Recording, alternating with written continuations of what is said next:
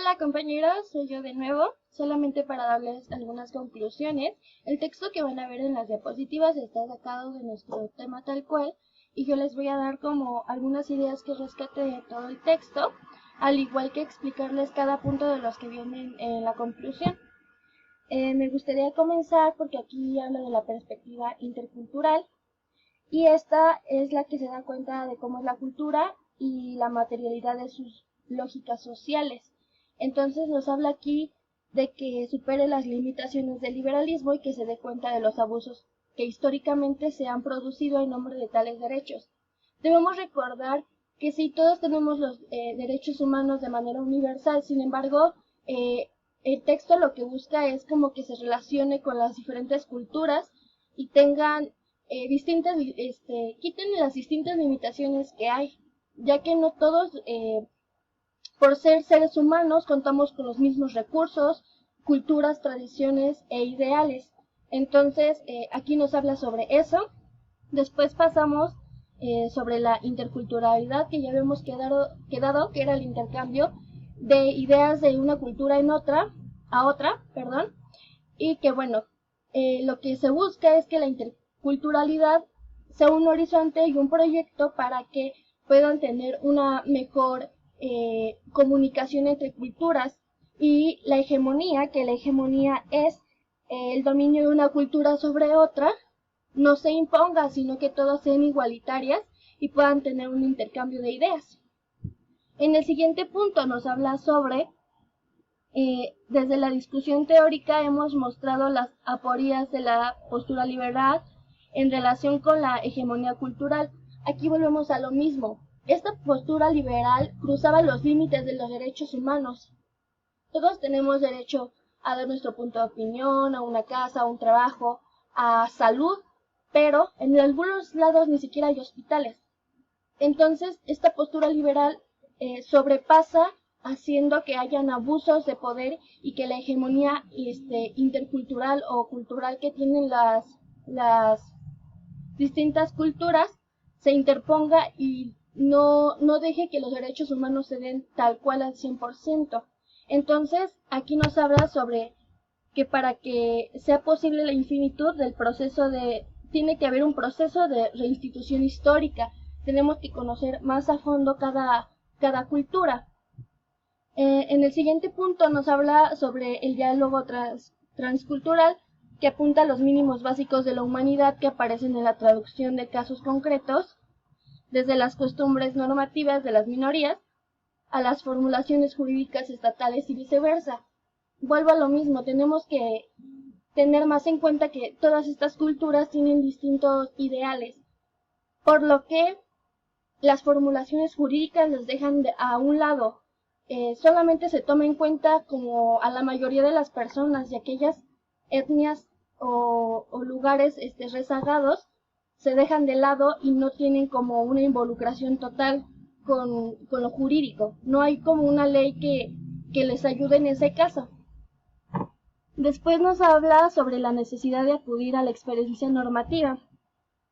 Bueno, yo aquí tengo un pequeño apunte que realicé a lo largo de que iba leyendo, el cual nos dice que esta experiencia normativa debe de ser un derecho de todos, de cualquier individuo, y tiene que ver con los valores y que la sociedad no los pierda, y también es el estudio de la norma jurídica desde un punto positivo. Entonces, se busca que esta norma sea un término que sea respetado por todos y que sea ajustado dependiendo de algunas conductas o actividades que tengan los individuos, y de esta manera se relaciona con la experiencia social e individual que cada uno de nosotros tenemos. Bueno, después pasamos a estos puntos, los voy a dar de manera general, creo que se comprenden bastante bien. El primero nos habla sobre los mínimos del derecho transcultural y una consideración previa sobre el ser humano, que ésta aparece como requisito e irrenunciable de las condiciones iniciables. Aquí nos habla sobre cómo, por así decirlo, los derechos humanos se tienen que ir modificando dependiendo de las culturas, etnias, lengua, etcétera, para la ayuda de ellas y que no se dejen rezagadas. También nos habla sobre el derecho transcultural, Este derecho tiene que ser de todos para poder informarnos más acerca sobre los cambios que van sucediendo.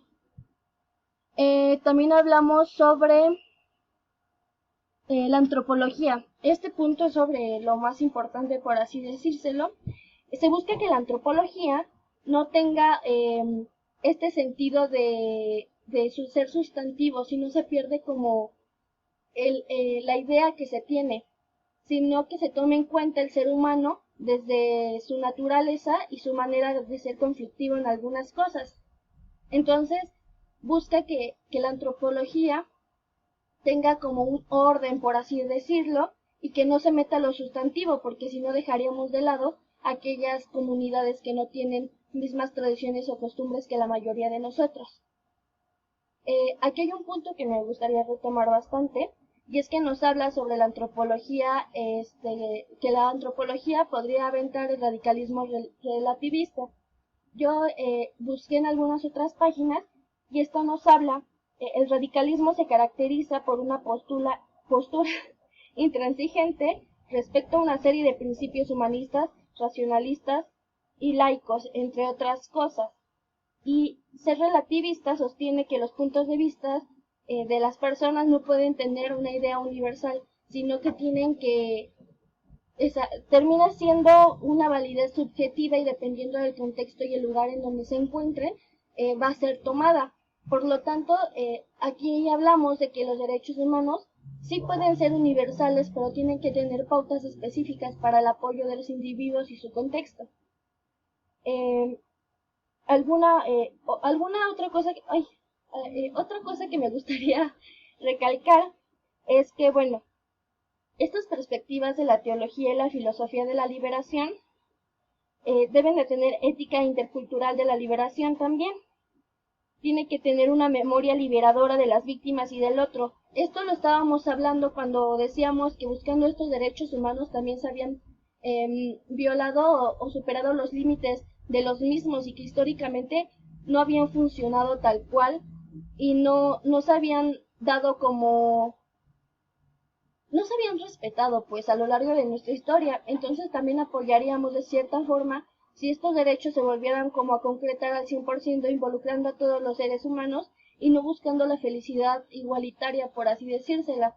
En la introducción les hablaba sobre la felicidad y cómo la antropología piensa que ya hay algo establecido que el hombre necesita para poder realizarse. Sin embargo, nos quiere decir aquí que nos tiene que ayudar como una herramienta sin como marcar los pasos para hacerlo. Y también la política educativa tiene que abrirse, ya que no todos tenemos las mismas oportunidades. Hay lugares que ni siquiera hay escuelas. Entonces, para que estos derechos puedan ser universales, tiene que haber como que todos tenemos que tener las mismas oportunidades. Si no, se seguirían violando. Y bueno, en caso de tener alguna otra duda, les voy a dejar algunos textos abajo de este video para que puedan checarlos. Ahí viene como resumido cada idea. Espero haber sido lo más congruente y directa posible. Y bueno, esto sería todo. Esta es la conclusión de mi equipo 10. Y bueno, un saludo chicos y espero que nos veamos pronto. Muchas gracias.